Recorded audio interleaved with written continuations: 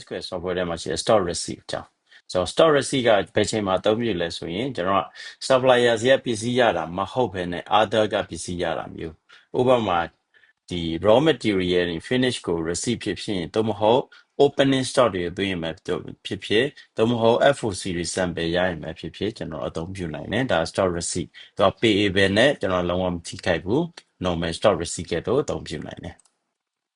stock receipt ကိုပထမဆုံးဝင်တဲ့အချိန်မှာဆိုဘယ်ဘက်ချမ်းမှာ listing တွေ့မယ်ညာဘက်ချမ်းမှာ new edit delete တွေ့မယ် new ဘက်တောင်နေပြီးတော့အဆင့်တွေ့မယ်ညာဘက်ပေါ်ဆုံးတောင်မှာတော့ document number ရှိမယ် date ရှိမယ် agent area ကိုချိန်ဆက်မယ် description ရေးမယ်အောက်က detail မှာကတော့ကျွန်တော်တို့က column 9မှာ item code ရွေးမယ် location ရွေးမယ် project ရွေးမယ် item code ဆိုရင် item code ပေးရ down arrow ကိုက stock receipt ရခြင်းနဲ့ item ကိုရွေးချယ်မယ် location ဆိုတာတော့ warehouse ကိုဆိုလိုတယ်ကိုကဘယ် warehouse ကနေကျွန်တော်ရလာလဲပေါ့ဆိုတော့ warehouse ကိုရွေးချယ်မယ် project ကတော့ဘယ် project အတွက်ရတာလဲဆိုတော့ကျွန်တော်ရွေးချယ်မယ်ပြီးရင် quantity ရိုက်ထည့်မယ်ဆိုတော့ amount ရိုက်ထည့်မယ်ပြီးပြီဆိုရင်တော့ save လုပ်ပါမယ် stock receipt မှာကျွန်တော်တို့အဓိက